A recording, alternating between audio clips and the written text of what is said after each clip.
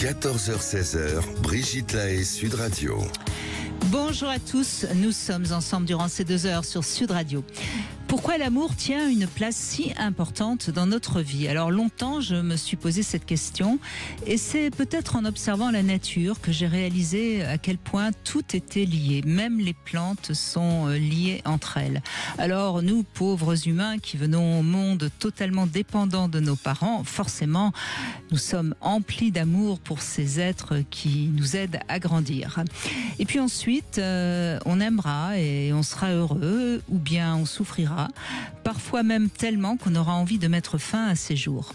Donc je vous propose qu'en compagnie de Stéphane Clerget qui va nous rejoindre, enfin du moins je l'espère, nous évoquions ces chagrins d'amour parfois si dévastateurs, à tel point que même certaines personnes décident qu'on ne les reprendra plus à aimer tellement ça leur a fait mal. Pourtant, un amour en chasse un autre et il me semble que plus on comprend comment on a été aimé et comment on s'aime, on parvient à naviguer plus sereinement dans nos relations amoureuses. Mais si vous ne parvenez toujours pas à surmonter une déception amoureuse, eh bien n'hésitez pas à nous rejoindre. Si vous désirez témoigner, si vous avez des questions à poser, on vous attend au 0826 300 300. J'ai failli être en chagrin d'amour puisque Stéphane Clerget, vous venez juste de rentrer dans le studio. Ouf, mon cœur va mieux. Bonjour Stéphane. Bonjour Brigitte. Vous êtes pédopsychiatre, Stéphane Clerget, et je crois que c'est vous qui aviez envie d'aborder un peu ce mal d'aimer, pourquoi l'amour fait si mal. C'est vrai que c'est un sujet qui semble banal parce qu'on est tous un peu concernés par ça, et finalement qui devrait peut-être être pris au sérieux davantage, parce que ça peut vraiment faire souffrir, ça peut évidemment parfois conduire à la mort. C'est d'ailleurs décrit dès le Moyen-Âge, le mal d'amour est pris au sérieux par les médecins, notamment dans le domaine chez les médecins arabo-islamiques, et puis dès le XVIIe siècle en Occident, où on soignait la maladie d'amour. Et aujourd'hui, c'est vrai que les chagrins d'amour peuvent être une source de souffrance très importante, et notamment à l'adolescence. Et en tant que parent, il faut garder un œil un peu vigilant sur son adolescent, sur son adolescente, quand celui-ci ou celle-ci souffre ou semble souffrir d'un chagrin d'amour. Alors, à l'adolescence, on le sait, à quel point ça peut faire mal. Alors, la question, c'est est-ce que c'est parce que l'adolescence est un moment où on se cherche et donc on n'est pas si solidement armé, si je puis dire? Est-ce que c'est parce que c'est notre premier chagrin d'amour? Qu'est-ce que vous répondez? Oui, il y a plusieurs raisons qui font qu'à l'adolescence, on est plus fragile qu'à n'importe quel autre âge au chagrin d'amour. La première, c'est que déjà, on vit une rupture qui est la prise de distance qu'on prend plus ou moins volontairement à l'égard de nos parents, des personnes qu'on a aimées. Ensuite, parce que comme vous l'avez dit, on a finalement assez peu d'expérience, donc c'est quelque chose auquel on ne s'attend pas forcément.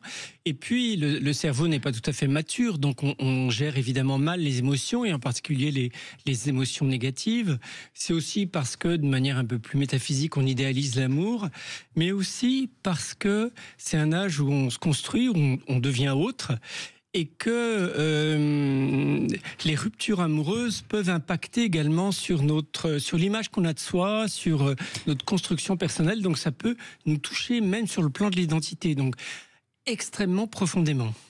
Justement, dans l'introduction, je disais, au fond, est-ce que les chagrins d'amour sont pas en relation avec l'estime qu'on a de soi, la confiance en soi, l'amour qu'on a pour soi? Au fond, plus on est en paix avec soi, si je puis dire, plus on est armé pour une rupture amoureuse, non? Vous avez raison, on n'est pas tous égaux face au chagrin d'amour, et aux différentes étapes de sa vie, on est aussi plus ou moins fragile. C'est vrai qu'à l'adolescence, même si enfant, on a eu de l'estime de soi, de la confiance en soi, qu'on a été bien aimé par nos parents, l'adolescence, c'est une période où on prend un peu nos distances avec tout ça, donc on est de toute façon plus fragile. Mais c'est vrai que si on a eu la chance d'avoir bénéficié d'un attachement serein, équilibré, ça reste douloureux, mais disons qu'on se remet plus rapidement sur nos pieds. On se répare plus facilement parce qu'on a de meilleurs mécanismes de défense quand on a bénéficié effectivement d'un attachement serein dans notre histoire, dans notre enfance, c'est vrai. Et puis, on sait qu'il y a des personnes qui vont être plutôt quittées, d'autres qui vont plutôt, en revanche, partir, quitter l'autre. Est-ce que ça fait moins mal quand on quitte, ou est-ce que finalement ça fait peut-être aussi mal? Ça fait sans doute moins mal quand on est quitté, c'est la raison pour laquelle beaucoup de gens quittent avant. et que la quitter avant, c'est parfois anticiper à tort ou à raison une rupture, et donc on prend les devants. Quand les choses nous dépassent, feignons d'en être les organisateurs, et donc on organise la rupture pour pas en souffrir.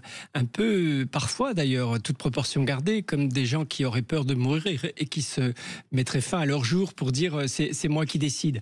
Donc dans ces cas-là, évidemment, on souffre moins, mais on souffre quand même en fait. Et c'est vrai qu'il y a beaucoup de gens qui ont organisé une rupture, qui sont pas mal dans un premier temps et qui dans un second temps vont regretter et souffrir d'avoir quitté l'autre. Maintenant, c'est vrai que c'est plus quand même quand on est quitté qu'on souffre, surtout qu'on s'y attend pas forcément. Donc il y a l'effet de surprise, et puis il y a un vécu d'abandon, une mésestime de soi, une jalousie quand l'autre nous quitte pour quelqu'un. Donc c'est souvent quand même là que c'est le plus douloureux. Et d'ailleurs, moi j'ai remarqué quand on a un petit peu de colère, ça c'est plus facile, on tombe moins en déprime, si je puis dire. Oui, c'est vrai. C'est vrai que quand on a un vécu d'abandon, parce qu'on a été abandonné, on dirige vers soi un peu notre agressivité, on se sent nul, on se sent parfois même responsable que l'autre nous ait quittés. Alors que la colère, eh bien, on la dirige à l'extérieur. Donc, c'est effectivement techniquement un bon moyen de moins souffrir. Même si on peut faire mal à son entourage en étant en colère, ça peut être quelque chose de passager, mais c'est effectivement une méthode qui aide à moins déprimer. Oui, sauf que parfois elle se transforme en vengeance, elle ne cesse d'être là, et puis finalement on n'arrive pas à faire le deuil et à accepter la rupture, quoi. Donc oui. Attention d'en sortir quand même. Oui, parce qu'il y a des gens qui restent là-dedans des années, et on voit des gens irritables, grognons, jamais contents, et puis quand on les interroge, on réalise que 15 ans avant, ils ont eu un chagrin d'amour dont ils se sont pas remis finalement, et ça a gâché toute leur vie, parce qu'ils sont restés coincés dans la colère, et du coup personne n'est allé vers eux. Ou alors ils sont dans la colère de tous les hommes parce qu'un homme les a quittés, enfin, etc. Oui. Donc tout ça montre bien que on fait comme on peut, et peut-être rappeler que finalement notre premier chagrin d'amour, c'est maman. Maman et papa aussi pour d'autres. En tout cas, quand on prend conscience effectivement qu'on peut pas être le ou la partenaire préféré de nos parents, qu'on peut pas faire couple avec. Donc c'est un deuil, mais c'est un deuil nécessaire une fois qu'on l'a fait. C'est mieux de l'avoir fait. Oui, c'est mieux de l'avoir fait. Eh bien, on va vous écouter. On va écouter vos chagrins d'amour. On va sortir la boîte de Kleenex, et puis on vous invite à nous rejoindre sur Sud Radio 0826 300 300. Tout de suite. Vous voulez laisser un message, proposer un sujet qui vous tient à cœur, ou ajouter un commentaire, ou même poser une question? Le répondeur de l'émission est là pour vous. Appelez-nous au 0826 300 300. 14h-16h, Brigitte Lahaie, Sud Radio. Stéphane Clerget est avec nous et nous évoquons aujourd'hui la douleur des chagrins d'amour. On le sait, c'est jamais très drôle que l'on quitte ou que l'on soit quitté. Et on vous invite évidemment à témoigner comme le fait Laurence. Bonjour Laurence. Bonjour Brigitte. Bonjour Stéphane. Bonjour. Bon, ça va, vous n'êtes pas en plein chagrin d'amour. La voix reste assez dynamique et... C'est ma personnalité, je crois. Et pourtant, il n'est pas vieux, le dernier. Non, ça remonte à combien de temps? La semaine dernière. Ah mince, oui, en effet. Mais je me suis complètement reconnue dans vos deux introductions. C'est-à-dire? Au niveau on va dire, des symptômes, de tout ce que vous avez décrit avant, pendant, après. C'est tout à fait ça. C'est tout à fait ça. Donc vous avez été un peu en colère aussi? Mais pas encore, j'aimerais que ça arrive, c'est les fameuses phases de deuil, mais je suis pas encore dans la phase scolaire. Ça aiderait peut-être. Et donc la semaine dernière, c'est lui ou vous qui êtes parti? Eh bien c'est lui. C'est lui. Donc j'ai été quittée, et oui. Et vous y attendiez ou pas? Un peu quand même, mais en fait c'est une histoire qui a duré 1 an. C'est un ami avec lequel, c'est quelqu'un avec qui j'étais amie je suis amie depuis longtemps. Toute cette année, on s'est vus régulièrement et on a vraiment beaucoup de points communs, beaucoup de complicité. J'étais pas trop proactive parce que je sais qu'il avait quelqu'un et très rapidement, dès le départ, je lui ai posé la question de savoir où il en était, quoi. Et puis, il est avec cette personne, mais il m'a dit qu'il ne l'aimait pas. C'est ses mots. Bon, très bien. Et qu'il voyait qui il voulait. Bon, très bien. Ceci dit, je restais quand même très prudente parce que j'ai tendance à m'emballer, à tout donner. Je suis plutôt nature. Et je suis restée prudente, mais chaque rencontre allait crescendo. Et ce qui devait arriver arriva. On est allé plus loin, bien sûr. Enfin, bien sûr, non, pas bien sûr, mais bon. Et en se disant, aïe, aïe, aïe, où est-ce qu'on met les pieds? Et puis finalement, la réalité l'a rattrapé et il m'a dit que non, c'était pas possible. Donc, même si d'un côté j'étais prudente dans ma tête et je me mettais des barrières et je me protégeais, mais j'ai quand même espéré parce que c'est ma nature. Et bien au final, je me retrouve quittée. Donc recommencer ces phases de deuil, ces phases de reconstruction en fait. Et quand vous parliez d'abandon, oui, un peu d'abandon, mais de prise de distance, d'émotions négatives, c'est en ce sens que je me reconnais dans ce que vous avez évoqué au départ. C'est que tout ça, je suis obligée de l'appliquer. Je suis obligée de mettre de la distance, de ne plus communiquer, alors que on était deux grands communicants. Ce qui est triste dans votre histoire, si je comprends bien, c'est que vous perdez aussi un ami pour l'instant. C'est pas seulement un amoureux. C'est ça, c'est que je me dis non, faut pas qu'on se voit quoi, sinon je vais replonger. Sinon vous avez raison, il faut que vous puissiez vous détacher sentimentalement de lui. Ensuite, vous pourrez vous retrouver en ami, mais pour l'instant, c'est vrai qu'il vaut mieux pas vous voir, je pense. Ah oui, pour l'instant, c'est pas possible. C'est pas possible parce que c'est voué à des souffrances supplémentaires et des souffrances que je connais déjà. Donc que je connais déjà pour en avoir vécu d'autres avant. Mais en fait, c'est ces mêmes douleurs qui se réveillent. C'est ça qui est terrible. C'est que les mêmes douleurs qui ont... Ce qui n'est pas forcément toujours le cas, hein, Stéphane Clerget. Ouais. On peut avoir plusieurs chagrins d'amour et c'est pas forcément toujours de la même manière que ça se passe. Hein. Oui, c'est vrai, chaque chagrin a sa propre histoire parce que chaque personne est différente et puis chaque moment de vie aussi est un peu différent pour celui ou celle qui est amoureux. Mais il y a effectivement certaines histoires qui vont être évidemment plus douloureuses que d'autres et ne sont pas forcément les plus longues d'ailleurs qui font le plus...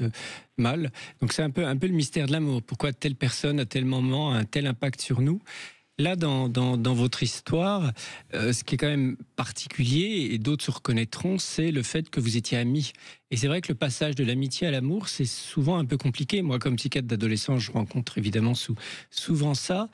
La complicité, elle est là, mais après, c'est la question du rapport physique aussi. Ça convient pas forcément aux deux parties, c'est-à-dire qu'on peut très bien aimer beaucoup l'autre dans sa tête et puis pas être forcément dans la même harmonie sexuelle aussi. Est-ce que c'est ce qui a un peu posé problème entre vous deux ou c'est autre chose qui a fait qu'il vous a quitté ? Non, alors justement, le rapport physique n'a fait que confirmer la complicité qu'on avait, sauf que lui est engagé et bien avec cette personne. Il s'est quand même posé la question de savoir parce que c'est quelqu'un d'honnête, c'est pas d'accord. Donc c'est vis-à-vis de son engagement qu'il n'a pas voulu continuer votre relation. Tout à fait. Oui. Ce qui ajoute donc pour vous cette rivalité il en a préféré une autre et ça c'est toujours très douloureux. Alors oui et non, dans le sens où je savais qu'il avait cette relation, parce que ça a toujours été très clair. Et j'avais quand même peu d'espoir, mais étant optimiste de nature, je me suis dit, bon, pourquoi pas, il peut se passer quelque chose dans leur relation qui fait que s'il est venu me trouver, c'est que il y avait peut-être une faille. Et j'ai tenté ma chance. Je me suis laissée berner, mais je me suis laissée guider et parce que je me suis dit, on ne sait jamais, oui, non, mais pourquoi, bien sûr, et pourquoi pas, parce que la mariée était trop belle. Je veux dire, on s'entend tellement bien que. Et est-ce que justement, pendant les quelques mois où vous avez donc fait l'amour ensemble, vous aviez l'impression que que vous pouviez gagner, si je puis dire, la bataille ? Alors en fait, c'est arrivé qu'une fois. Parce qu'on se refusait de le faire et... vous n'avez fait l'amour qu'une seule fois. Ah oui, d'accord. Oui. Bon, d'accord. Oui, qu'une fois. et en se disant lui il disait j'ai franchi un cap que je ne voulais pas franchir. Et je lui dis mais le cap il était déjà franchi avant, c'est pas parce que c'est pas parce qu'on a fait l'amour que pas vraiment quand même, Laurence, excusez-moi hein, mais je sais pas s'il explique ça à sa compagne, je suis pas sûre qu'elle sera d'accord avec vous. C'est sûr et puis au final alors je suis peut-être trop sympa mais je voulais pas qu'elle. C'était quoi? C'était faire une malheureuse, elle, faire lui qu'il ait des regrets parce qu'elle était malheureuse, Alors, ce qui va sauver Laurence, il me semble, Stéphane Clerget, c'est que elle raisonne beaucoup avec un petit peu de raisonnement et de cette manière-là, ça permet de mettre à distance, si je puis dire, l'échec et la souffrance. Oui, c'est vrai que le raisonnement, c'est un bon moyen d'essayer de contrôler un peu les émotions et c'est souvent efficace. Bon, maintenant, il va falloir que la plaie se referme. La question que je me pose, c'est est-ce qu'il n'y a pas malgré tout un peu d'espoir, vu que la relation physique s'est bien passée, peut-être que l'espoir que ça reprenne permet aussi de supporter la rupture amoureuse ou au contraire d'entretenir dans de vains espoirs l'idée que ça pourrait aller mieux. Si j'espère, je vais pas réussir à m'en sortir. Oui, au fond de moi, j'aimerais toujours. Mais que ça reprenne. Mais si je passe mon temps à attendre cette hypothétique solution, je ne vais pas pouvoir avancer et tourner la page. Déjà que j'ai du mal à tourner les pages de façon générale après une rupture. J'essaie de tout mettre en œuvre pour ne pas souffrir, quoi. Ben bien sûr, et c'est ce qu'on vous conseille évidemment parce que c'est jamais, enfin, je veux dire, c'est jamais très drôle de souffrir d'un chagrin d'amour. Merci en tout cas Laurence de votre témoignage. On continue bien sûr avec vous. Dans un instant, c'est le Love Conseil. On va parler des comptes. Comment régler ses comptes? Et aujourd'hui, avec Stéphane Clerget, nous parlons des chagrins d'amour. Vous avez vécu une rupture douloureuse. Venez nous en parler en appelant le 0826 300 300. Brigitte Lahaie, Sud Radio, le Love Conseil. Eh bien, Stéphane Clerget, on va régler ses comptes parce que vraiment notre rapport à l'argent est significatif de notre capacité à donner et à recevoir. Alors bien sûr, il est plus facile d'être généreux lorsqu'on n'est pas dans le besoin. Malgré tout, on voit bien que les gens pauvres, entre guillemets, n'hésitent pas à envoyer un chèque à une œuvre caritative, tandis que des riches vont jamais faire le moindre geste. Donc, faut pas croire que c'est tellement en rapport avec le compte en banque. Et dans un couple, quand on se rencontre, c'est assez rare qu'on parle d'argent dès le départ. C'est marrant, c'est un sujet qui est très peu abordé, sauf évidemment quand c'est des rapports tarifés, mais ça c'est pas de l'amour, on est d'accord.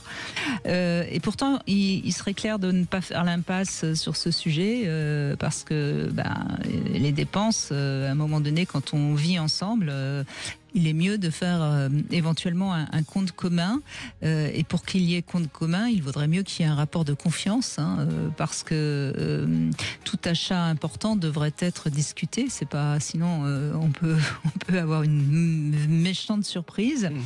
Et, donc je crois que c'est vraiment important quand même que le sujet de l'argent soit un des sujets essentiels dans un couple. Vous êtes d'accord avec ça, j'imagine? Oui, c'est important et ça apparaît souvent d'ailleurs dès le premier rendez-vous qui paye l'addition. Et certains jugent l'autre déjà là-dessus. Oui, aujourd'hui, c'est pas forcément toujours les hommes qui payent. Oui. Évidemment, merci MeToo. Je plaisante, ça m'arrive souvent de payer et ça ne me dérange pas. Bref, ce qui est important aussi, c'est de réfléchir, de regarder les cadeaux. Parce que c'est très révélateur, je trouve, les cadeaux qu'on nous fait et les cadeaux qu'on fait aussi, bien sûr. Est-ce qu'on préfère un cadeau qui a été réfléchi, qui vous convient parfaitement, ou est-ce que vous préférez un cadeau qui est cher, mais qui est du coup une preuve d'amour? Tout ça, ça parle évidemment de notre rapport à notre valeur, si je puis dire. Et puis, si vous connaissez des difficultés financières, je crois que c'est important aussi d'oser en parler à votre conjoint ou à votre conjointe rejoindre, parce que moi j'ai déjà entendu des témoignages de personnes qui tout d'un coup découvrent que l'autre depuis longtemps est en grande difficulté et ressent ça comme une trahison, le fait qu'il lui en ait pas parlé. Donc c'est important d'oser aussi montrer quand ça va pas bien. On voit des gens radins qui, à l'occasion du sentiment amoureux, se mettent à dépenser comme jamais. Et puis, quand l'amour reflue un peu, ils n'ont plus du tout envie de dépenser, quoi. Ils reprennent tout. Donc, l'autre ne comprend pas. Oui. D'ailleurs, c'est en cas de rupture, parfois, on voudrait récupérer la bague de fiançailles. On voit bien que l'argent joue un rôle essentiel et très révélateur de nous-mêmes, hein, bien sûr. Philippe, bonjour. Bonjour Brigitte, bonjour Stéphane. Bonjour. Merci de témoigner, Philippe. Donc vous avez eu une rupture très douloureuse? Oui, il y a 3 mois, j'ai eu une rupture très douloureuse qui a été à faire sortir une blessure affective et on se manquait tous les deux. Moi, beaucoup plus peut-être qu'elle, parce qu'elle avait déjà bien travaillé ça en se disant que c'était plus possible. Et pourtant, 1 mois après, on est reparti ensemble, après avoir beaucoup discuté. Mais une semaine après, elle a réarrêté une deuxième fois et elle a stoppé vraiment tout ce qu'il fallait. Elle a vraiment coupé les ponts pour vraiment arrêter d'avoir mal et de passer à autre chose, parce que c'est plus possible. Elle avait trop souffert pendant. On est resté 4 ans et demi. Mmh. Et donc c'était une relation qui était conflictuelle, donc si je comprends bien. Pas du tout. Alors qu'est-ce qui fait Ce qui fait, c'est que on avait 2 vies complètement différentes et j'avais pas peut-être assez de temps à lui donner pour qu'elle puisse, pour lui donner suffisamment d'amour, je pense. Je vois que j'ai que ça comme explication. Et en tout cas, vous ne passiez pas assez de temps ensemble, donc pour elle, c'était douloureux. Voilà, c'était douloureux. Il y avait pas assez... C'est un langage d'amour, le temps partagé, on le sait. Hein. Oui.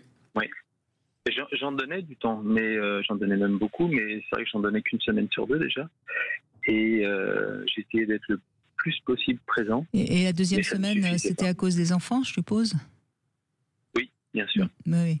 Donc c'est une rivalité, c'est peut-être une rivalité qu'elle supportait assez mal. Ça arrive aussi. Je pense qu'il y avait ça, et il y avait ma mère en plus qui était présente, qui gênait encore un peu aussi. Donc il y avait trop de rivalité en fait pour elle. Elle n'avait pas sa place. Elle n'avait pas sa place, voilà. Et forcément, à un moment donné, le cœur est très blessé et la seule solution, c'est le rejet complet. Et c'est ce qui s'est passé, ce que je comprends un petit peu plus aujourd'hui. Et je vois aussi que dans mon histoire, que j'ai un peu répété, et c'est un peu... j'ai repensé à ça il n'y a pas très longtemps, où j'avais une relation avec qui j'étais très amoureux d'elle. Et par contre, elle... c'était un mur, elle parlait pas beaucoup, elle échangeait pas, c'était très difficile et ça a duré 4 ans et demi aussi. Et la rupture, c'est moi qui l'ai faite du jour au lendemain et j'ai eu beaucoup mal aussi. Et je la rapproche un peu de ce côté-là. Et je trouve que souvent j'ai répété un petit peu ce genre de blessure, comme j'ai une blessure affective. J'ai toujours fait un petit peu le même cinéma, pas le cinéma, mais ça veut dire quoi? Ça veut dire que vous n'arrivez pas à vous engager réellement, justement à cause de cette blessure et par peur de souffrir? Oui, je pense que c'est ça. Même si j'en ai très envie, c'est ça qui est incroyable, c'est que j'ai envie au fond de moi, j'ai envie d'avoir une relation à 2, de partager des choses, d'être amoureux, de ce sentiment fort, et j'ai envie de ça, même voire de vivre à 2, même si aujourd'hui... Même voire de vivre à 2, donc là, il y a encore du chemin à faire, Philippe. Voilà, non, mais je n'y pense pas, parce que je pense que c'est oui, mais Philippe, excusez-moi, je vous coupe, mais quand on connaît bien les femmes, un homme qui laisse un peu trop d'espace et qui ne veut pas vraiment s'engager, c'est quand même déjà un handicap pour que l'histoire s'installe et vraiment. Oui, justement, dans ma vie, le problème, c'est que je ne laissais pas suffisamment de place. Ben oui, c'est ce qu'on entend, oui. J'aurais dû mettre en place, mais consciemment, je le réalisais pas. Elle a quel âge, maman ? Maman, elle a 74 ans. D'accord. Bon, donc vous êtes un grand garçon, quand même. Hein ? C'est vrai, mais je pense que j'ai eu, avec la séparation avec la maman, j'ai eu cette prise d'adulte de m'occuper de mes enfants comme ça tout seul. Ça a été un petit peu dur pour moi.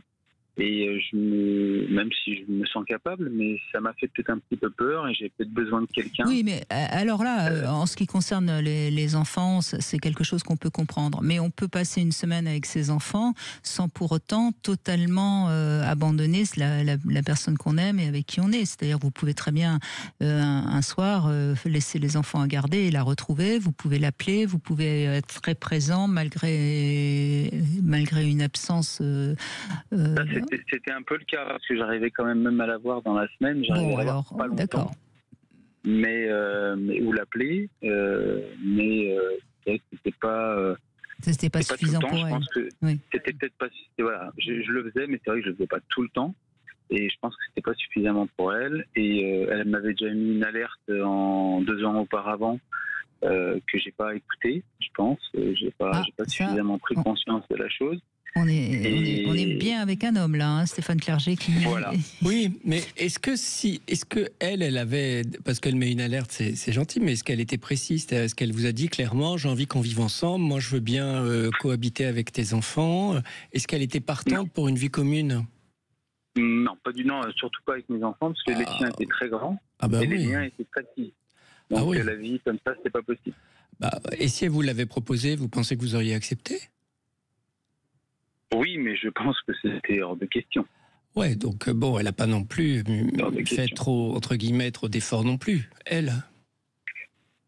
Je pense qu'elle souhaitait son bonheur, elle voulait qu'on la chérisse aussi, ça c'est sûr. Mmh.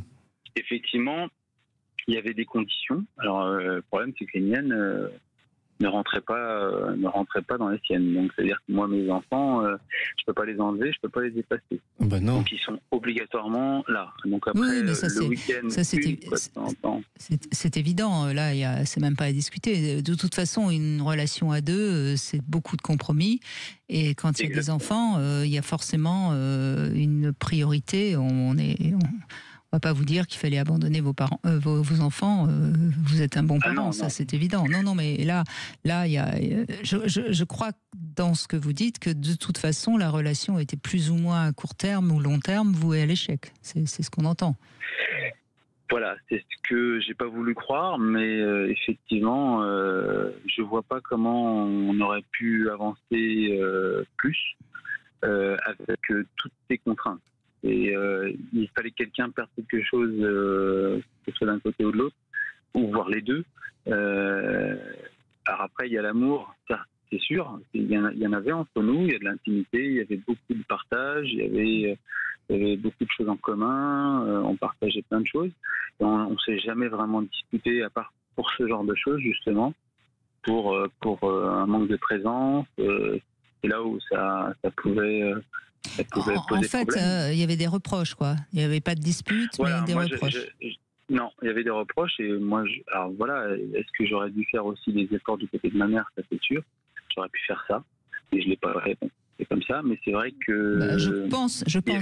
Excusez-moi, Philippe, mais je pense qu'à vous écouter, je pense qu'au fond de vous, vous saviez très bien que de toute façon, ça tiendrait pas sur la durée, et donc vous n'avez pas fait spécialement d'efforts. Parce que je crois qu'il y a quand même beaucoup d'intuition dans ces histoires, Stéphane Clerget, quand on sent qu'il y a des critiques, quand on sent qu'il y a des petits, même s'il n'y a pas des vrais conflits, on sent tout ça. Oui, on peut le sentir, mais on a quand même envie de profiter de ce qu'on a tant que ça dure. Bien sûr. Et pourquoi pas, une histoire d'amour réussi, c'est pas forcément une histoire qui dure 40 ans. Mais là, à partir du moment où elle voulait être seule à avoir votre attention... c'était effectivement voué à l'échec. Donc. Je pense qu'au début, moi, j'y croyais pas, et effectivement, parce que je me disais à chaque fois, elle cherche quelqu'un que je ne suis pas. Je ne peux pas être avec des enfants grands, je ne peux pas être disponible tout le temps. Voilà, c'est ce que je pensais. Et puis après, effectivement, l'amour grandit. Et après, effectivement, j'y croyais quand même. Je me disais que on s'entendait tellement bien et ça se passait bien que ça allait pouvoir marcher. Et on serait arrivé à trouver des compromis et que ça puisse rouler comme ça. Mais Philippe, puisque vous avez l'impression de répéter quelque chose, moi je pense que ce que vous êtes en train de répéter, c'est votre peur de l'engagement qui fait que vous choisissez des partenaires avec qui ça ne peut pas marcher de s'engager vraiment. Donc c'est peut-être ça qu'il faut travailler. Quelle peur derrière cette peur d'engagement? Peut-être. Enfin, oui. C'est une hypothèse que je vous propose. Je travaille ça. Oui. Je travaille ça. Je vois aussi du côté de mon ego aussi. J'essaie de voir un peu ce qui peut venir jouer sur ces relations un petit peu comment dire ratées.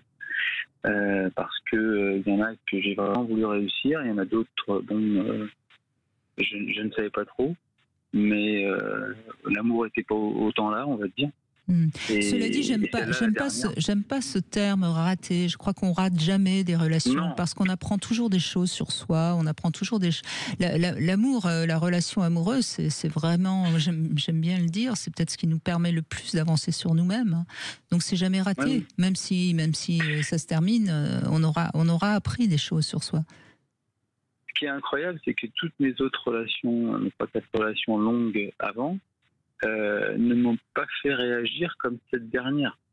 C'est ça que j'ai eu du mal à accepter, c'est que je pensais que mes autres relations, j'y réfléchissais tout le temps en me disant bon, j'ai pas été assez attentionné, j'ai peut-être trop laissé de choses passer. La prochaine fois, je ferai attention, je changerai des choses. Et cette dernière où je pensais être plus présent, plus attentionné, etc. Il y a quand même eu quelque chose qui est venu mettre un grain de sable dans le rouage. Oui, mais qui ne vient pas forcément de vous. C'est-à-dire qu'il y a des gens... Qui vient peut-être pas forcément de moi, c'est sûr. Il y a des gens, on peut donner, c'est jamais assez. Alors, à un moment, ça va, quoi. Non, je pense qu'au contraire, cette dernière relation vous a montré que c'est pas non plus en donnant que ça marche. C'est en étant apte à bien communiquer et être clair sur ce que la relation peut nous apporter à l'un et à l'autre. Et puis voilà. Non, je crois que cette relation, elle montre bien que c'est pas en donnant qu'on garde quelqu'un. Non, au contraire. Oui. D'accord. Merci Philippe, en tout cas. D'accord. Ben, merci à vous. Je vous en prie, merci à vous. On fait une petite pause et on se retrouve dans un instant sur Sud Radio. Vous voulez réagir et participer à l'émission? Appelez-nous dès maintenant au 0826 300 300. Vous pouvez aussi nous laisser un message sur le répondeur de l'émission pour apporter votre témoignage ou poser vos questions. Nous vous attendons. 0826 300 300. 14h-16h, Brigitte Lahaie, Sud Radio. Stéphane Clerget est avec nous et on continue à évoquer les chagrins d'amour. On voit bien, on a déjà eu 2 témoignages et rien à voir. Oui. Chacun traverse ça comme il peut. Oui, c'est vrai qu'on a chacun aussi nos attentes particulières. Donc, et c'est une alchimie étrange. C'est vrai qu'autrefois, on se posait moins ces questions puisque les couples étaient arrangés, tous les mariages étaient arrangés. Et depuis que maintenant, on s'unit pour des raisons amoureuses, depuis le XXe siècle, c'est devenu très, très compliqué de rester longtemps ensemble. Oui, finalement, c'est beaucoup plus compliqué, finalement. Karine, bonjour. Bonjour Brigitte, bonjour Stéphane. Bonjour. Moi aussi, je vais vous parler d'autrefois. Enfin, il y a 40 ans, donc quand même, voilà. C'est une histoire d'amour, le premier amour d'adolescence, donc rien à voir, effectivement. Et vous aviez quel âge alors? Alors moi, c'était l'été de mes 14 ans. Ah oui, très jeune. Oui, alors on était en vacances avec mes parents, ils avaient loué un gîte dans un petit village du sud-ouest et puis on avait emmené une de mes copines d'école et les propriétaires étaient les parents de 2 garçons. Et donc les deux filles ont rencontré cet été-là les deux garçons. On a simplement fait des petites sorties ou le soir où ils nous ont emmenés au feu d'artifice, des petites choses comme ça sur leur petite moto.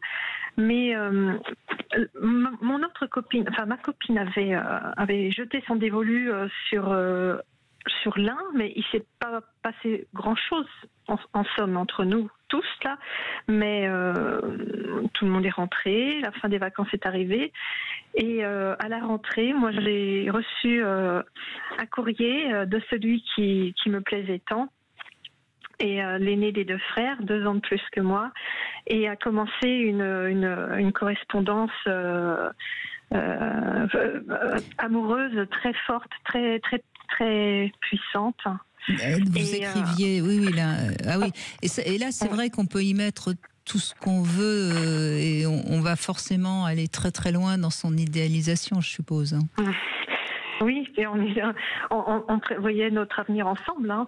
Cette année, c'était fort. Ça a duré 2 années, 2 bonnes années. J'ai plus trop de souvenirs.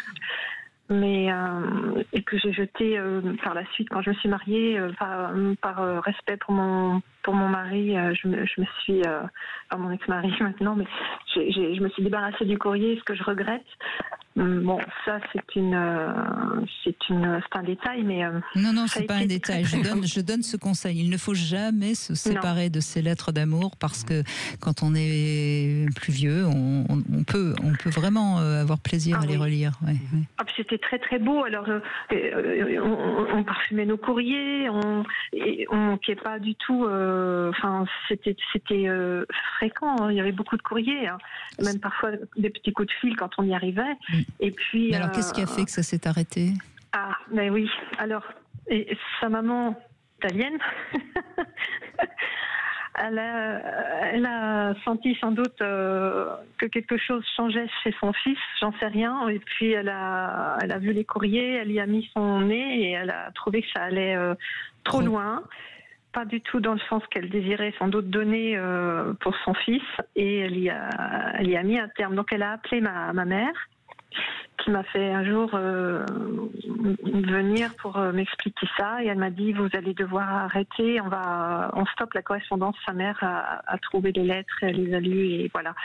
Et là ça a été terrible. Moi je me souviens d'une fracture dans mon cœur, j'ai pleuré des nuits et des jours, c'était terrible parce que c'est quelque chose qu'on n'a pas décidé. Il aurait fallu nous laisser aller, peut-être ça se serait étiolé. Oui, il y a des chances. Et puis franchement, vous ne faisiez pas de mal. Enfin, je veux dire, c'était tellement beau. C'était juste virtuel finalement. C'était virtuel. C'était virtuel, mais on parlait vraiment de l'avenir. Et qui sait, on aurait peut-être fait quelque chose notre vie ensemble. Mais bon, après, voilà, on peut pas savoir. Qu'est-ce que vous avez envie de dire, Stéphane Clerget ? Que les adolescents d'aujourd'hui vous envieraient beaucoup. Parce qu'ils savent bien qu'autrefois, les gens s'écrivaient et qu'ils ne pouvaient pas comme ça se parler de manière un peu immédiate via les réseaux sociaux. Et que vous faites sans doute partie des dernières à avoir pu profiter des échanges comme ça, épistolaires, avec l'attente de la lettre, avec tous les sentiments qu'on mettait dans les mots. Et je pense que ça, c'est une chance incroyable. Ça ne se reproduira sans doute plus. Et c'est quelque chose que malheureusement les adolescents d'aujourd'hui ne peuvent pas connaître. Et c'est vrai que le drame que vous racontez là, c'est un drame qui aurait pu se décrire au XVIIe siècle, au XVe siècle. Enfin, c'est quelque chose de très ancien. Et ça reste quand même terrible. Hein. On en veut, enfin, à vous entendre, on en veut à ces mères castratrices de vous avoir empêché de poursuivre cette idylle. Mais c'est une très belle histoire, je trouve. J'imagine que si vous avez des enfants ou des petits-enfants, ils sont heureux de l'entendre, non ? Non, alors je n'ai rien de tout ça, parce que moi derrière, ma vie a été un peu décousue. Par contre, il y a une jolie... Est-ce que vous diriez... Excusez-moi, Karine, je vous ai coupé, mais est-ce que vous diriez que cet amour déçu, finalement, empêché, vous a handicapé pour la suite ? Pas handicapée, mais j'ai longtemps, je crois pouvoir le dire maintenant, parce que je l'ai identifié, que j'ai longtemps cherché dans mes rencontres, toujours une trace de lui, quelque chose, que ce soit un regard, une couleur de peau, une voix ou quelque chose qui me ramène à ça, toujours. Oui, les désirs de le retrouver d'une certaine manière, oui. Mais en fait, ce qui s'est passé, c'est qu'en 2014, donc un anniversaire, donc il y a 30 ans après, moi j'avais gardé contact avec son frère, une amitié légère. Et puis, il m'a permis, par son entremise, donc on a pu se revoir. Je suis descendue pour le voir, je voulais le voir, le regarder en face et lui dire « ce n'est pas moi qui ai arrêté, c'est ta mère ». Et là, il est tombé des nues. Parce qu'en fait, en plus de ça, on n'a jamais pu s'expliquer réellement. Pardon, excusez-moi, Karine. Oui, elle vous a fait porter le chapeau, sa mère. C'est pas bien. Hein. Et puis on n'a jamais pu expliquer la fin. On n'a jamais pu ça s'est évaporé comme hop là, terminé. Bon. En 2017, j'avais gardé son contact et pour son anniversaire, je lui ai envoyé un SMS. Ce que je n'avais jamais, par respect pour sa vie privée, osé faire. Il y a répondu et nous avons continué cette correspondance. Nous la continuons de manière très très légère, uniquement par SMS, puisqu'il n'est pas prêt à ce qu'on s'appelle et je le respecte, mais on s'envoie un petit message pour nos anniversaires, on se donne des petites nouvelles, il fait beau chez toi, comment ça va, etc. Et c'est très très chouette. Et voilà, c'était ça aussi le message. C'est beau. Et ça ferait un superbe film, je trouve. Oui. Votre histoire, comme quoi la réalité dépasse souvent la fiction. Oui, comme quoi les sentiments à l'adolescence, c'est d'une intensité qu'on ne retrouve plus après. Hein. C'est très très précieux. Et c'est un beau message aussi que vous envoyez à toutes les mères, Karine. Hein. Ne cassez pas les beaux échanges que peuvent avoir des adolescents, parce que ça fait... C'est Karine ou Catherine ? Karine. Oui, Karine.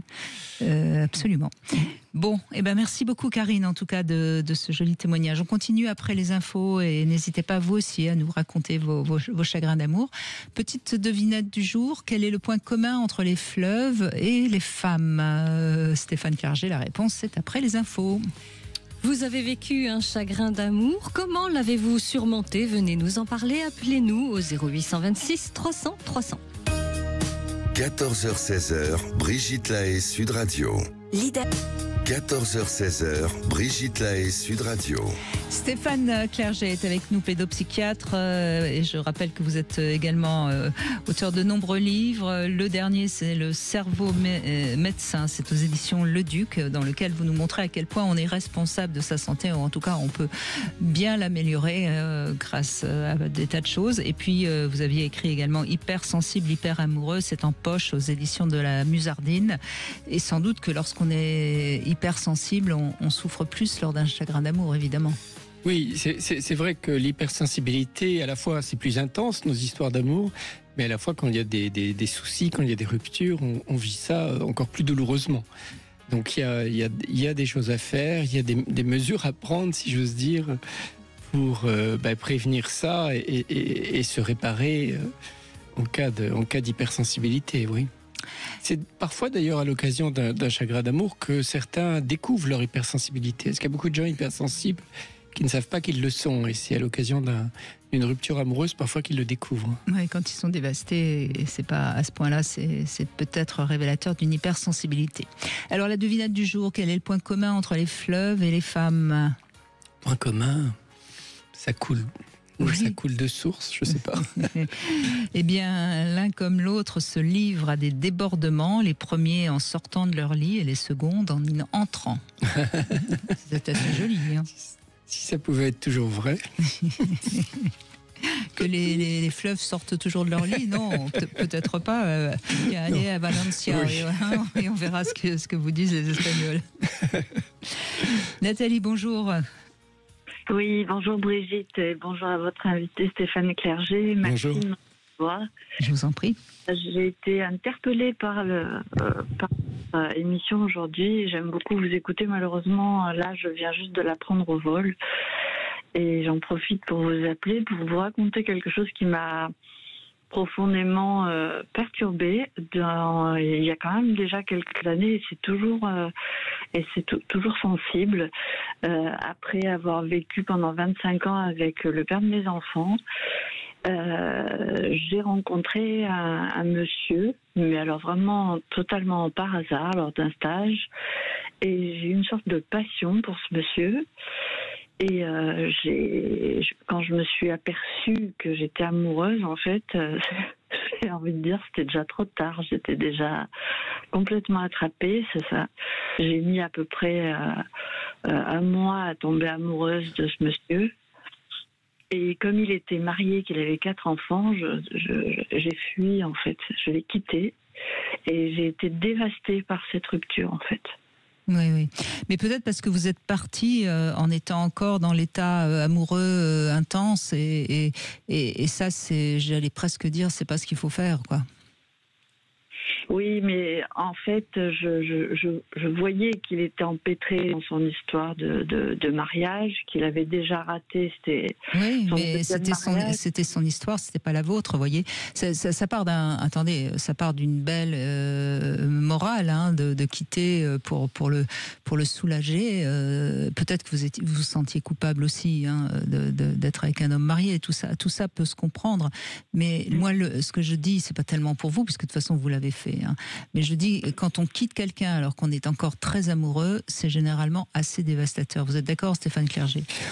Oui, après, on peut anticiper et imaginer que ça serait encore plus dur si on était quitté plus tard, mais on peut pas savoir. Mais c'est vrai que d'une manière générale, si on peut vivre notre histoire d'amour à fond, si on a le temps, si on peut se permettre psychiquement, émotionnellement, après, ça fait moins souffrir. Au moins, on l'a vécu et on n'a pas ni regret ni remords.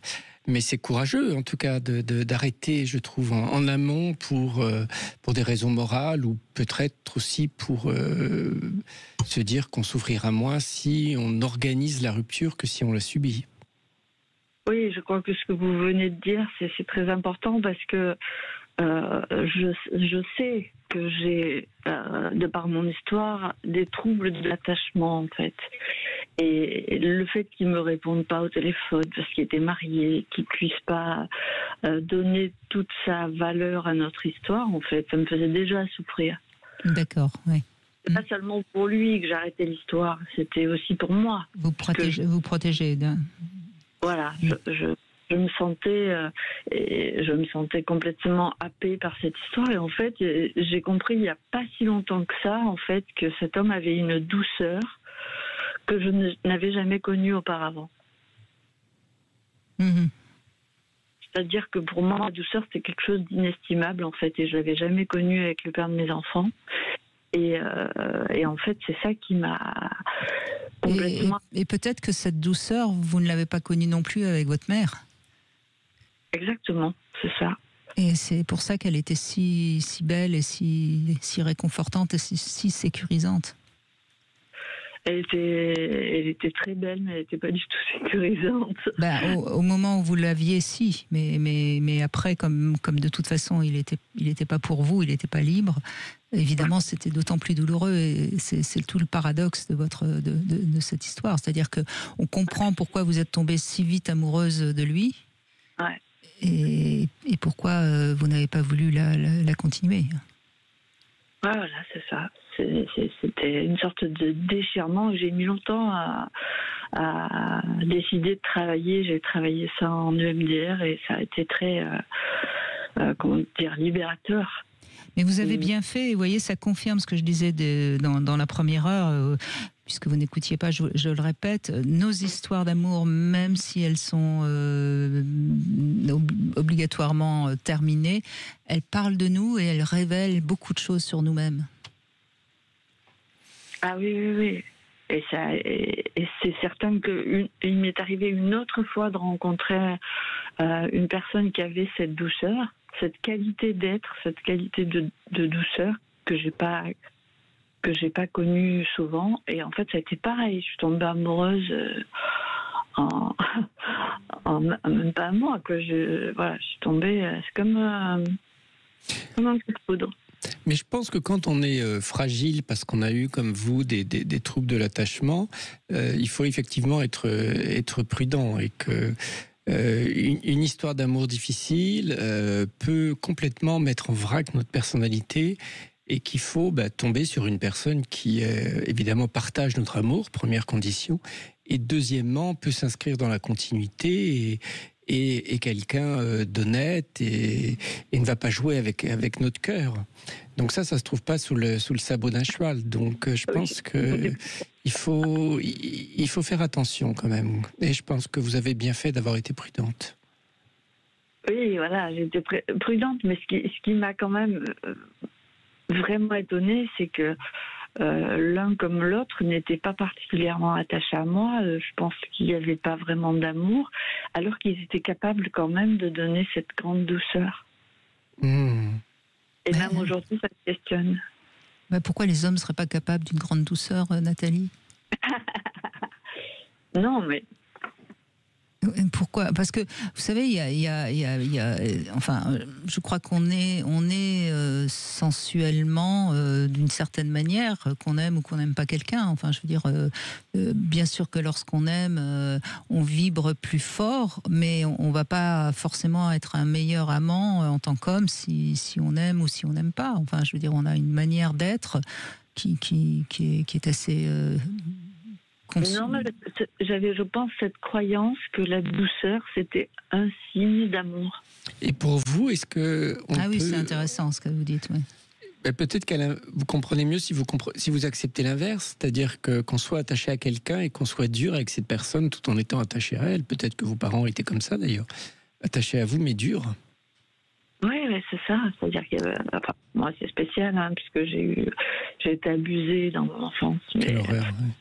Mais non, ma mère n'était pas particulièrement sécure, donc elle était pas. Je pense qu'elle n'était pas très douce non plus. Mais j'ai quand même connu la douceur avec ma grand-mère. Enfin, j'ai eu des bonnes racines, si on peut dire. Mais c'est vrai que j'ai complètement confondu l'amour et la douceur. En fait, pour moi, c'était ça, l'amour. Et oui, c'est bien que vous l'ayez appris. Que c'est pas forcément. Alors bien sûr, quand on aime, on est souvent plutôt doux que violent, c'est sûr. Mais c'est pas parce qu'on aime qu'on est forcément doux et on peut être doux sans aimer. Voilà. Et oui. Merci beaucoup de ce témoignage. Il est fort aussi, Nathalie. Merci beaucoup. On fait une petite pause, Stéphane Clerget. On se retrouve dans un instant, toujours avec vous, bien sûr, au 0826 300 300. À tout de suite. Vous voulez réagir et participer à l'émission? Appelez-nous dès maintenant au 0826 300 300. Vous pouvez aussi nous laisser un message sur le répondeur de l'émission pour apporter votre témoignage ou poser vos questions. Nous vous attendons. 0826 300 300. 14h-16h, Brigitte Lahaie, Sud Radio. On continue à évoquer les chagrins d'amour, le mal d'aimer avec Stéphane Clerget qui est avec nous, pédopsychiatre. Et on écoute Flora. Bonjour Flora. Oui, bonjour Brigitte, bonjour Stéphane Clerget. Bonjour Flora. Alors, moi j'ai un regard de maman là. Justement, je pensais à Karine. J'ai écouté Karine et du coup, un ado qui a eu justement un gros chagrin d'amour cet été et avec une rupture. Et en fait, j'ai redécouvert mon fils. Pendant cette liaison il a eu une rupture au bout de 3 ans et en fait j'ai découvert mon fils qui était très introverti et là il s'est révélé quoi, il était plus pudique, il n'était pas du tout pudique, ils étaient très câlins, voilà, donc j'ai trouvé mon fils très heureux, je l'ai trouvé très beau et à la rupture j'ai bien sûr cette colère qui est ressortie et encore aujourd'hui depuis cet été je le sens très en colère, irascible, voilà, donc il a beaucoup pleuré, je n'ai jamais vu mon fils pleurer, voilà, donc en tant que maman j'ai découvert un petit peu mon fils, voilà. Avec avec des sentiments, voilà, je l'ai vu à nu, se mettre à nu, voilà. Oui, ça l'a tellement dévasté que il a fait tomber la carapace. Quel âge il a, Flora ? Alors, une vingtaine d'années. Voilà, il a 20 ans. Et du coup, alors il était bien sûr très en colère parce que c'est elle qu'il a quitté le jour d'anniversaire de rencontre. Donc ça a été doublement plus violent. Il se projetait beaucoup avec des projets. Alors d'après c'est bien, il a beaucoup déposé et il m'a dit que lui il se projetait, que lui ils habitaient pas à côté, donc il y avait ils se voyaient pas souvent, donc il mettait beaucoup d'intérêt à se projeter et avancer avec elle, voilà. Et je crois qu'à un moment donné, elle a mis fin à tout ça et lui il était en colère de tout ce qu'il a pu lui donner. Stéphane Clerget, oui. En tout cas, oui, vous avez d'expérience. C'est souvent à la mère que les garçons qui vivent un chagrin d'amour se confient parce qu'ils pensent que la mère c'est mieux soit consoler, soit en tout cas expliquer le fonctionnement féminin. Parce que la question, elle est là aussi. Qu'est-ce qu'une fille attend? Est-ce que j'ai bien fait? Est-ce que j'ai mal fait? C'est bien. Vous avez de la chance qu'il ait pu déposer, comme vous dites, son chagrin, qu'il ait pu exprimer ses larmes. Ça, c'est plutôt rassurant. On sait bien qu'un adolescent qui garde tout pour lui, c'est plutôt inquiétant et il vaut mieux l'aider à parler, à s'exprimer. Dans un premier temps, c'est important d'être dans l'écoute, évidemment d'être de son côté. On est toujours avec lui. Et ça n'est que secondairement, éventuellement, qu'on analyse avec lui la relation et qu'on peut lui dire, là peut-être que faut éviter de se conduire de cette manière-là. Mais au début, évidemment, on ne remet pas en question l'adolescent. On se contente de l'écouter et de recueillir ses larmes. C'est la première étape. Oui, je n'ai jamais. Alors, justement, je dis, tu es en colère, c'est normal, tu vois tout négatif, tu en veux. En fait, ce que j'ai fait ressortir dès le début, c'est que au final, il a été heureux pendant ces 3 années. J'ai dit, tu peux pas enlever ça. Ça, c'est votre histoire, ça vous appartient. Mais reconnais quand même que pendant ces 3 années, moi, je t'ai vu rayonnant, je vous ai vu beau. Il faut tirer de cette relation des choses aussi qui te permettent d'avancer. Voilà. Donc, je pense que j'ai fait ressortir. La colère était là, certes, mais je voulais lui faire réaliser que finalement, il n'y a pas que du négatif de cette relation. Oui. Voilà. La colère, il faut savoir, Flora, qu'elle est souvent basée sur un sentiment d'injustice. Donc, il considère sans doute qu'avec tout ce qu'il a donné, tout ce qu'il a investi, c'est injuste qu'elle le quitte. C'est ça. Oui, tout à fait. Et là, du coup, il est reparti sur une relation très rapidement, ce qui est très très surprenant. Et du coup, c'est une relation pansement. Voilà. Donc, et puis je vois qu'il ne s'investit pas du tout. Il se projette pas. À ma grande surprise. Il se protège. Hein. Oui, chat échaudé craint l'eau froide. Hein. Ah, mais complètement. Et ça me fait un peu peur parce que c'est elle qui risque de souffrir d'ailleurs. Oui, c'est peut-être. Tout à fait. Sauf s'il a un pansement pour elle aussi. Exactement, les deux se sont remis ensemble après une relation de longue durée et tous les deux ils sont dans cette relation-là. Mais est-ce que je peux vous demander en tant que mère, là vous semblez avoir beaucoup de recul, mais quand de voir votre fils comme ça en larmes, est-ce que vous en avez voulu à cette fille? Est-ce que vous gardiez une neutralité ou est-ce que vous aviez envie de la coller contre le mur, d'avoir fait pleurer votre fils? Alors, de l'incompréhension, parce que je les avais vus avant. Enfin, de l'incompréhension, oui et non. Parce que je les avais vus ensemble et j'avais vu des changements. Ouais. Des changements qui m'avaient un peu surprise de sa part. Et du coup, je pense que j'avais senti des choses. Oui, qu'elle se désinvestissait et que lui était peut-être trop pressant et que donc elle. Et que lui était maladroit et que j'ai l'impression que déjà il essayait de rattraper quelque chose et j'ai senti des petites choses et du coup je vais pas dire que ça n'a pas été une surprise. Mais voilà quoi. Donc, mais est-ce que vous lui en avez voulu à elle? C'était la question de Stéphane. Hein. Vous échappez à la question. Moment, oui, tout à fait. Vous avez raison. Sur le moment un petit peu parce que. C'est normal. Oui. Parce que je trouvais que dans les deux sens, il s'était investi et que que j'ai trouvé bête et que j'ai trouvé après ma colère passée, franchement, Flora, entre femmes, comment on ne peut pas aimer votre fils? Enfin, franchement, comment on peut quitter votre fils? Excusez-moi. Non, je suis tout à fait objective. Je me dis non.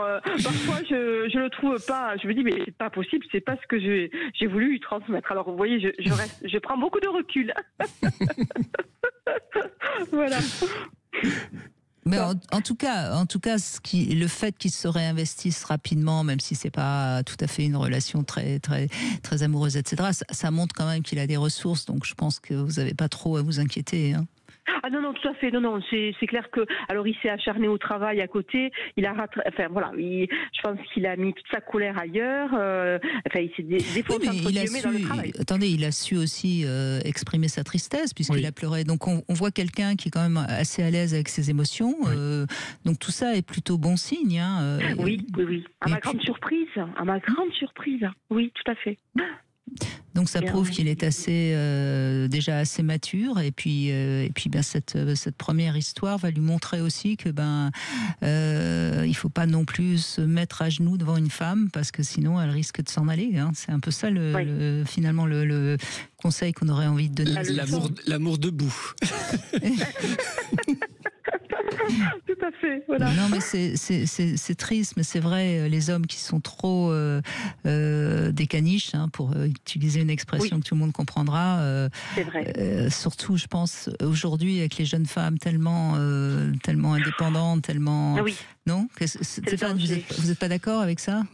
Oui, je suis d'accord avec le fait qu'il ne faut pas être le caniche. C'est-à-dire que quand je dis l'amour debout, c'est-à-dire qu'il faut rester digne, à égalité, et que c'est de toute façon pas en se soumettant à qui que ce soit qu'on réussit une grande histoire d'amour. C'est vrai. Donc il faut être quoi, un dog allemand? je prêche pour ma paroisse, hein, évidemment. Oui, moi t'adore les animaux. En tout cas, merci beaucoup Flora de votre témoignage très sympathique et bravo pour cette lucidité de mère. C'est pas toujours aussi clair que ça, évidemment.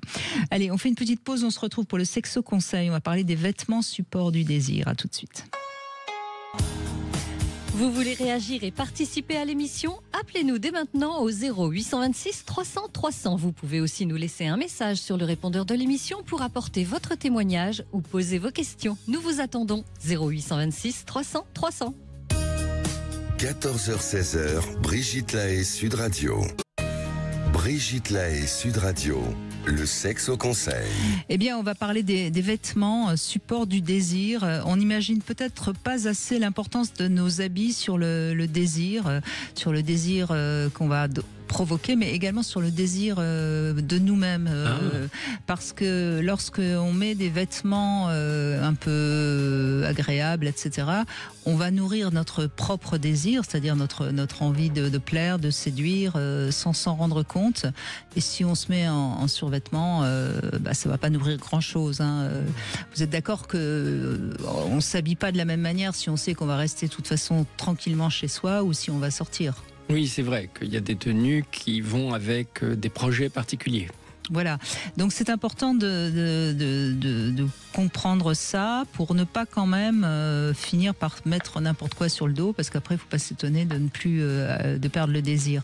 Et je dis notamment en couple, prendre soin de soi lorsqu'on passe la soirée à deux, même si c'est devant la télévision.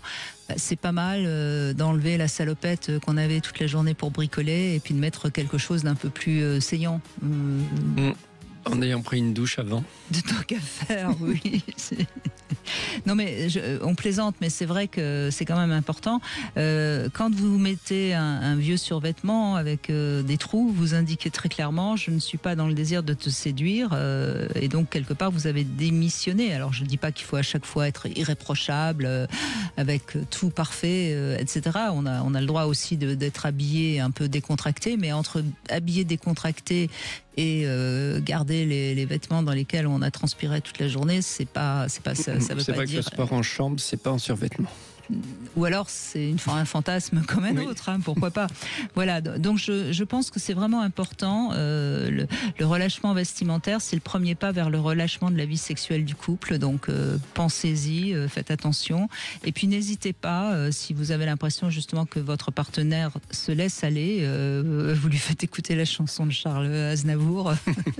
Tu te laisses aller. Non, mais c'est important de pouvoir le signaler aussi à son partenaire. Fais-moi plaisir, faut pas dire fais un effort, mais fais-moi plaisir. Ce soir, on va prendre le temps de dîner tous les deux. Et puis voilà, le message passera ou ne passera pas. Et s'il passe pas, ça veut dire quelque chose quand même. Lui offrir une belle chemise. Oui, voilà, pourquoi pas. On continue sur le chagrin d'amour avec Florence. Bonjour Florence. Bonjour. Bonjour Brigitte et Stéphane, c'est ça ? Oui, bonjour Florence. C'est bien Stéphane qui est avec nous. Allez-y, on vous écoute. Oui, alors moi, c'est un petit peu pour vous parler de mon histoire. C'est-à-dire que j'ai connu le père de mes enfants il y a 38 ans. On est séparés depuis 4 ans, divorcés depuis 2 ans. Bon, ça a été un divorce, surtout, très compliqué, hein, parce que quand il a su que c'était, que je voulais que j'avais rencontré quelqu'un, surtout, il l'a très mal pris. C'est une erreur. Tant qu'on n'est pas divorcé, ne rien dire. Et oui, seulement nous étions quand même séparés depuis 2 ans. C'est-à-dire que depuis 1 an et demi. Et non, parce qu'on se voyait une fois par semaine, il passait à la maison prendre l'apéro, on passait une semaine de vacances ensemble. C'était pas net tout ça, même si nous n'avions plus de relation, c'est vrai que c'était pas net. Et donc, j'avais commencé à lui dire, tu sais, j'ai un ami, machin, mais lui, il était dans le non-dit, quoi. Il voulait pas l'entendre, je pense, et moi, je n'osais pas affirmer, quoi. Et du jour où je l'ai fait, alors là, il a fait une petite tentative de suicide parce que il est médecin, il savait très bien ce qu'il faisait. Il m'a appelé, il était en furie, il voulait tuer tout le monde, son fils, mes chiens. Enfin bref, ça a été très dur.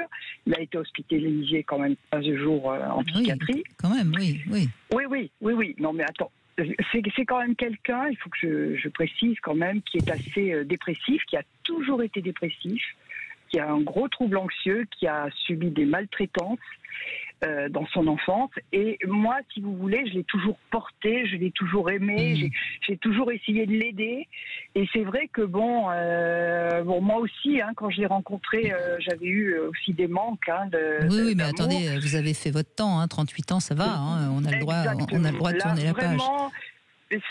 C'était devenu nuisible, c'est-à-dire que pour ma santé même mentale, là je n'en pouvais plus.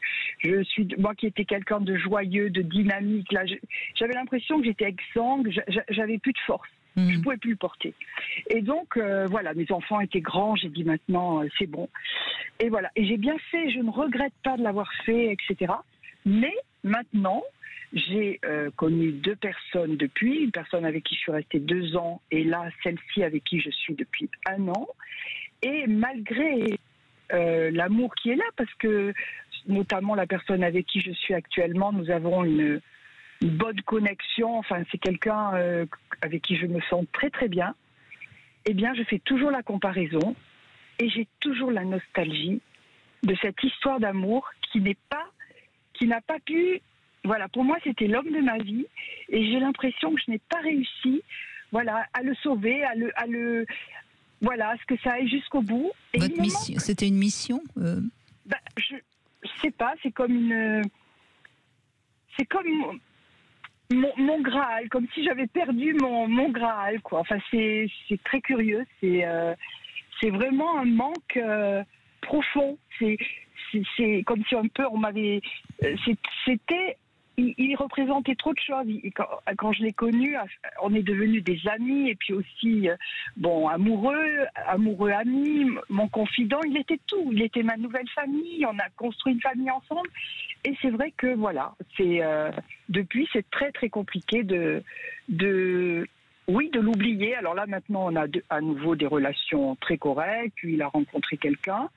Mais une petite voix me dit peut-être qu'un jour... sans être forcément ensemble, mais retrouver cette complicité que nous avions dans le dialogue, dans le... c'est difficile. C'est très difficile à vivre, en fait. Est-ce qu'effectivement, c'est important ce que vous dites, ces notions de nostalgie, hein. D'autres sont nostalgie de leur jeunesse, de l'époque où ils étaient excellents en tennis, alors que maintenant ils peuvent plus. C'est-à-dire qu'on est aussi nostalgique de quelque chose qu'on a vécu, qui était intense. Est-ce qu'on peut revivre la même chose avec cette personne ou avec une autre nouvelle ? C'est-à-dire qu'il y a parfois des choses très intenses qu'on a eues dans notre vie et qu'on ne retrouvera peut-être plus jamais. Tout à fait, c'est cette vie de famille qui me manque, excusez-moi, je vous coupe, hein. Mais c'est vrai que je suis toujours un petit peu bloquée, alors notamment le dimanche, alors dimanche c'est terrible, où je nous revois, la petite famille, là, tous les quatre, voilà, et ça me colle à la peau, quoi. J'aimerais bien me décoller le truc, mais bon, je vois un psychiatre une fois par mois. Bon, mais moi, vous voyez, Florence, je crois qu'il y a quelque chose en vous qui fait écho à son côté un peu dépressif. Parce que ce que vous racontez, c'est assez révélateur de quelqu'un qui a un petit fond dépressif. C'est-à-dire qu'on se tourne beaucoup vers le passé. Quand on est anxieux, on a peur de l'avenir. Quand on est dépressif, on se raccroche au passé, au moment qui était soi-disant idyllique. Parce qu'au fond de vous-même, si je vous pose la question clairement, est-ce que vous êtes contente de l'avoir quitté ? Est-ce que c'était la bonne... Oui. Bon, donc voilà. J'en suis convaincue. Bon, donc, j'en suis convaincue. Donc il n'y a pas de regret à avoir. Et ce qui vous rattache au passé, c'est à mon avis un petit côté dépressif que vous ignorez peut-être. Ah, pas du tout, puisque je suis sous antidépresseur. Ah, bah d'accord. L'a bien vu. Eh ben voilà. Oui. Bon, bah alors, tout sûr. s'explique, tout va bien. Ah oui. Non, mais tout va bien sûr, oui. Et c'est ça qui vous a attiré chez lui, parce que vous avez, grâce à lui, pu combattre ce fond dépressif chez vous. Oui, sublimer si vous voulez, oui, bien sûr. Oui, bien sûr. Oui, sûrement. Parce que moi, il a eu ce rôle-là, et c'est pour ça que quelque part. Moi, j'ai perdu mon père à 22 ans. Mon frère nous a laissé tomber complètement 2 ans après, et donc j'ai vécu un peu j'ai vécu ça comme un abandon. Hein. Mon père que j'adorais en plus, ça a été terrible. Et donc en fait, voilà, c'est ça. C'était votre béquille, et vous avez perdu votre béquille. Eh ben, possible. Et en même temps, vous êtes face à l'échec. On ne peut pas aider quelqu'un qui est un peu dépressif. Et c'est peut-être ce que se dit votre nouveau compagnon. Mais ça se passe. Enfin, mon nouveau compagnon, lui, il veut être mon amoureux. Il veut pas être. Alors, il aimerait bien. J'ai bien compris. Ça fait 1 an que je suis avec lui. Il aimerait bien qu'on fasse des projets de vie en commun, etc. Et moi, je ne veux surtout pas m'engager, quoi. Surtout pas. Parce que à l'idée de me réengager, Pourquoi ? Oh là là, je ne sais pas. Peut-être, justement... Ça serait vous désengager de l'ex-mari, c'est ça le problème ? Complètement. Peut-être. Mettre un point, effectivement. Et mais je crois que ce serait pourtant bien que vous vous désengagiez pour pouvoir vous engager. Oui. Non, mais c'est bien d'avoir votre conseil, parce que effectivement, quand on l'entend dire je vous considère comme une professionnelle, hein, ça résonne autrement en nous, quoi. Voilà. Donc. Oui, s'engager avec ce nouvel homme, c'est évidemment pas revivre la même vie qu'avec l'ancien. C'est une nouvelle vie. Ce sera une vie sans les enfants. Ce sera faut vivre autre chose aussi. Oui, complètement. C'est ce que je vis depuis 1 an. Et parfois, je suis en rejet parce que j'ai du mal à lâcher. Je sens le passé, en fait. Voilà, c'est ça. Lâcher ce passé. Oui, mais qu'est-ce qui vous apporte ce passé ? C'est cet échec. Pour moi, c'est un échec. Parce que j'aurais aimé... c'est un échec d'avoir eu des enfants avec cet homme ? Non, ça non, jamais je regretterai mes enfants. Non. Alors ça, c'est la plus belle chose qui soit. Donc, en plus, vous avez visiblement aujourd'hui une relation plutôt paisible avec cet homme. Vous l'avez certainement aidé dans tout son passif dépressif. En effet. Donc, vous voyez, c'est toujours. C'est toujours. Oui, pardon. Allez-y, je vous en prie. Non, allez-y. Oui, il a été, une fois qu'il a eu dépassé ce problème, il a très vite retrouvé quelqu'un qu'il a quitté d'ailleurs 2 ans après parce que ça lui convenait pas. Là, il a retrouvé quelqu'un. Et de temps en temps, il m'appelle pour se confier ou quand on a des petits problèmes avec les enfants. Il m'appelle, il est toujours bienveillant, il est toujours... voilà. Donc ça, je suis heureuse de ça quand même parce que bon, pendant 2 ans, je lui ai plus... Florence, dites-vous une chose. Vous avez coupé un lien qui devenait toxique pour vous et certainement pour lui aussi d'ailleurs. Et là, vous avez ce lien magnifique qui est un lien d'affection profonde pour tout ce que vous avez traversé. Et bien, profitez de ce lien magnifique que vous avez et ça prouve bien que vous l'avez sauvé puisque vous avez gardé ce lien. Si vous ne l'aviez pas sauvé, vous n'auriez pas ce lien magnifique. C'est vrai. Et toujours cet amour pour les enfants que nous avons tous les deux. Exactement. Et vous avez tous les deux, et vous avez tous les deux le droit de refaire votre vie et de vivre des moments plus paisibles et plus. Ah bien sûr, mais. C'est vrai qu'il faut que je travaille encore là-dessus, c'est-à-dire vraiment tourner la page, quoi. C'est difficile parfois. Voilà. Écoutez, quand vous avez du mal à regarder vers l'avenir, faites demi-tour et puis vous regarderez vers l'avenir comme ça. Hein. Oui. Non, mais je crois que c'est important que vous écoutiez tout ce qu'on vous a dit et que vous le répétiez chaque fois que vous êtes à nouveau. Il faut bien savoir que notre cerveau, il est capable de tout le temps nous répéter ce qu'on n'a pas besoin d'entendre et donc de nous empêcher d'entendre ce qu'on a besoin d'entendre. Donc écoutez ce qu'on vous a dit, notez-le et chaque fois que vous avez tendance à penser que vous avez échoué quelque chose, etc., relisez tout ce qui est positif et petit à petit votre cerveau va arrêter de vous saboter, si je puis dire, et vous allez pouvoir voir l'avenir avec beaucoup de sourire. D'accord ? Écoutez, je vous remercie beaucoup de m'avoir écouté. Mais je vous en prie. Puis, voilà, et merci encore. Je vous en prie, Florence, merci à vous. On fait une petite pause, on se retrouve dans un instant sur Sud Radio. Vous voulez parler à Brigitte Lahaie ? 0826 300 300. Cam4.fr, le plus grand site de webcam live réservé aux adultes. 14h-16h, Brigitte Lahaie, Sud Radio.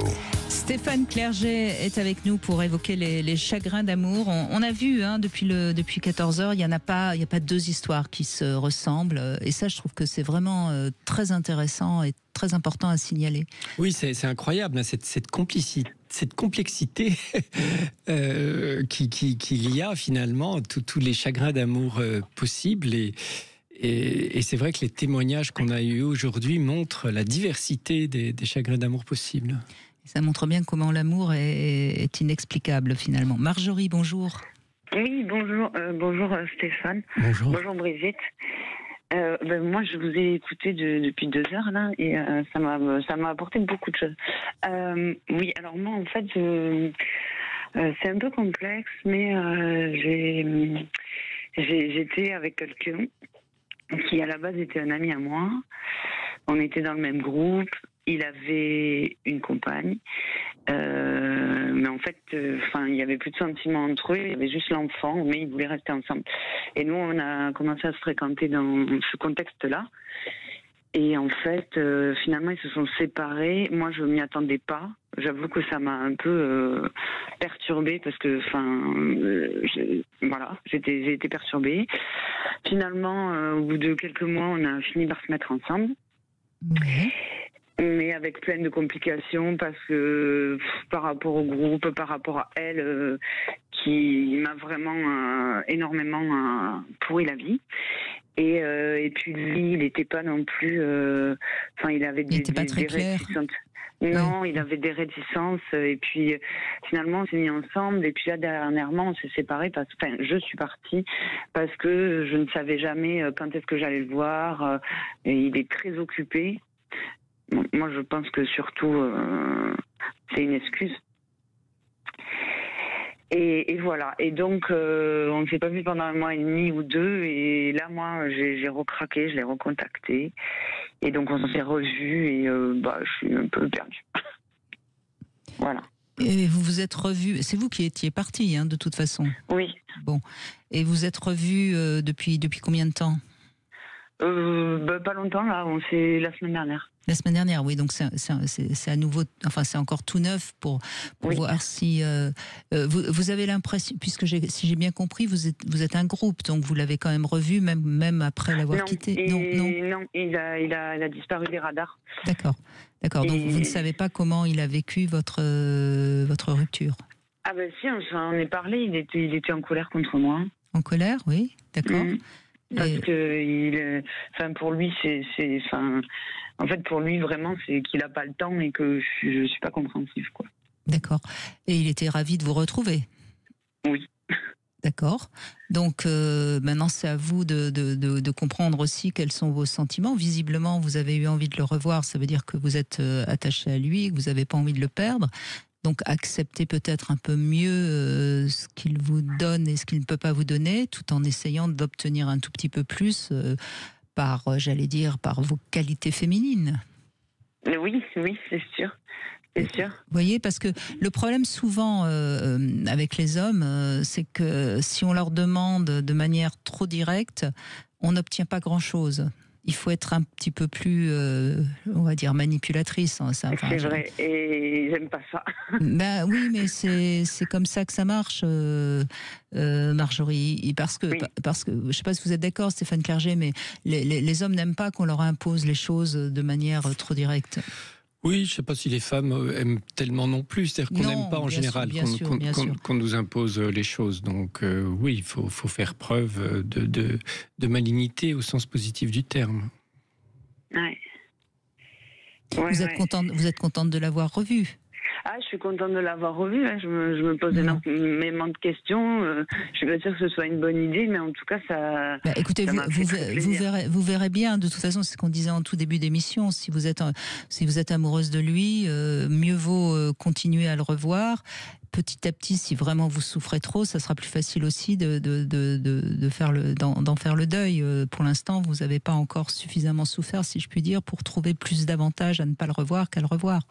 C'est ce que je me suis dit, parce que là, quand je suis partie la dernière fois, il me manquait plus que ce que j'ai pas à être en colère ou quoi que ce soit, et tout ça, et puis c'est vrai qu'en parlant en plus, en écoutant votre émission en plus aujourd'hui, moi il y a plusieurs années, j'ai vécu vraiment une séparation très très dure, et qui a fait que, comme vous disiez, j'ai un manque de confiance en moi, tout ça, quoi. Mais si vous êtes mieux avec lui que sans lui, oui, il vaut mieux reprendre et peut-être. C'est ce qu'il m'a dit, lui. Il m'a dit, mais en fait, tu veux plus qu'on se voit parce qu'on se voit pas assez et ça n'a pas de sens. Oui, il faut prendre déjà ce qu'on peut prendre, et puis peut-être le temps que vous allez passer ensemble, lui va lui permettre de prendre conscience que vous lui êtes indispensable et il voudra passer plus de temps avec vous. Ce qu'il faut faire, Marjorie, et ça c'est vraiment un conseil que finalement on devrait tous avoir dans notre tête, c'est arriver à combler le vide. C'est-à-dire les moments où vous aimeriez être avec lui, mais vous ne pouvez pas être avec lui parce qu'il n'a pas le temps ou parce qu'il est occupé, etc. Faites des choses, profitez-en peut-être pour faire des choses que vous n'avez jamais faites, organisez. Vous voyez, ce qui est très difficile, c'est si on est chez soi seul alors qu'on aimerait être avec l'autre et à attendre que l'autre nous appelle. Là forcément, on se fait du mal. Et on n'est pas très désirable. Et en plus... Oui, non, mais c'est tout à fait ça. Et c'est vrai. Parce que moi, j'essaye de faire des choses et tout. Mais c'est vrai que, en plus, c'est qu'au vu de la situation, comment ça s'est passé, les gens que je pensais être mes amis ont pris un certain parti. Et du coup, je me suis retrouvée assez seule aussi. Ce qui a fait que... Oui, mais là, j'entends bien entre son ex qui vous a essayé, enfin, qui vous a pris pour la rivale, alors que de toute façon, il l'avait quitté. Tout ça est compliqué, je suis bien d'accord. Mais prenez un peu de distance par rapport à tout ça. Vous savez, la manière dont les gens réagissent vis-à-vis de vous, ça parle d'eux, ça parle pas de vous. Hein. Oui. Donc, vous avez par rapport à la façon dont ils ont réagi, ça vous montre à quel point vous pouvez compter sur eux, hein, si je puis dire. Donc, c'est ça. Bon, donc prenez un peu de distance par rapport au groupe. Essayez d'organiser votre vie de manière à être moins dépendante de lui, hein, tout simplement. Et puis, comme je le dis toujours, le petit truc qu'on peut faire de temps en temps, ne soyez pas disponible quand lui l'est. Oui, mais ça, je le fais aussi. J'essaye. Voilà, comme ça, il verra bien que vous n'êtes pas dans l'attente, vous n'êtes pas le caniche, hein, pour reprendre l'expression que j'avais utilisée tout à l'heure. Enfin, c'est important ça aussi. Hein. Quand on a l'impression que l'autre est à notre disposition, on fait moins d'efforts pour se rendre disponible. Et à la fois, profitez de chaque temps que vous avez avec lui. Hein. C'est du bien-être pour vous. On n'est pas avec un gars pour souffrir, on est avec un gars pour prendre du plaisir. Oui, c'est sûr. Et plus vous serez joyeuse et ravie de le voir et dans une belle relation, plus il aura envie de vous voir. Alors que si vous faites des reproches ou des demandes, vous voyez, ça nuit. Oui, non, mais c'est bien sûr, c'est logique. C'est logique. Donc, quand vous sentez que vous allez peut-être lui faire une petite critique, vous mordez la langue et puis voilà. Hein. C'est un peu de stratégie. Quoi qu'on en dise, alors il y a des personnes plus douées que d'autres, il y a des personnes pour qui c'est naturel d'être un peu plus dans la stratégie amoureuse, mais malheureusement, il faut être un petit peu habile.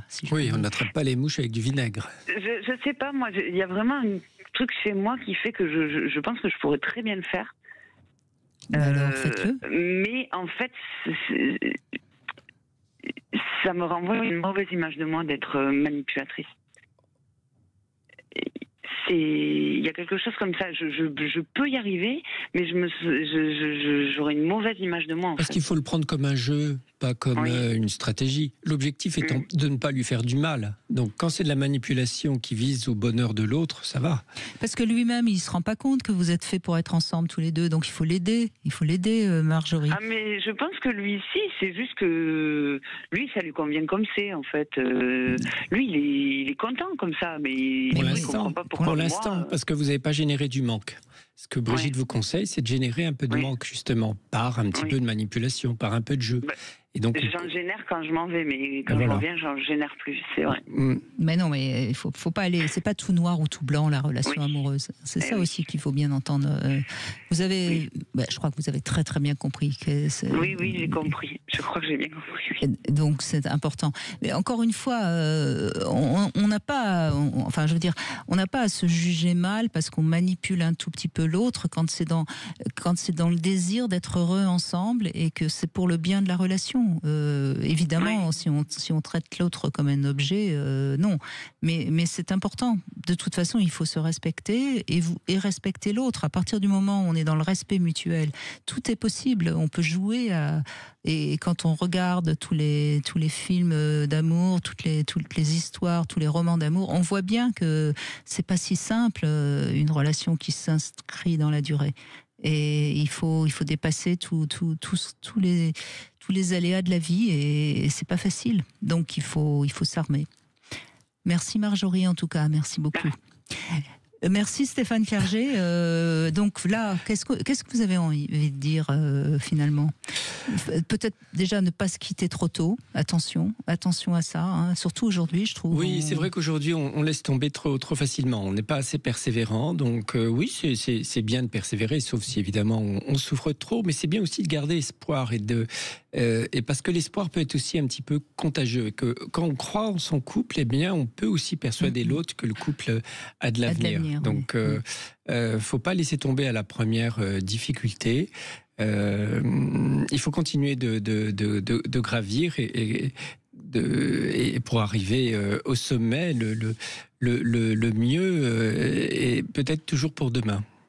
Et puis peut-être comprendre que malgré tout, même la plus belle histoire d'amour, il y a forcément de la déception et donc il ne faut pas partir à la première déception, comme on a un peu tendance à le faire aussi aujourd'hui. Oui, et puis comme vous le disiez, une histoire d'amour, il y a un début, un milieu, une fin, et c'est pas un échec. Si on l'a vraiment vécu avec intensité, même si elle était très courte, on garde ça dans sa besace, au fond de son cœur, et au cours d'une vie, on peut vivre aussi plusieurs histoires d'amour, puisqu'il y a plusieurs facettes en nous. Exactement. Merci beaucoup Stéphane Clerget. Je rappelle votre livre qui est en poche, Hyper sensible, hyper amoureux, aux éditions de la Musardine. Tout de suite, vous retrouvez Marie et nous serons avec Samuel Doc. Demain, on va parler de l'abandon, de la blessure d'abandon. On va l'expliquer un petit peu plus clairement. Sud Radio, votre avis fait la différence.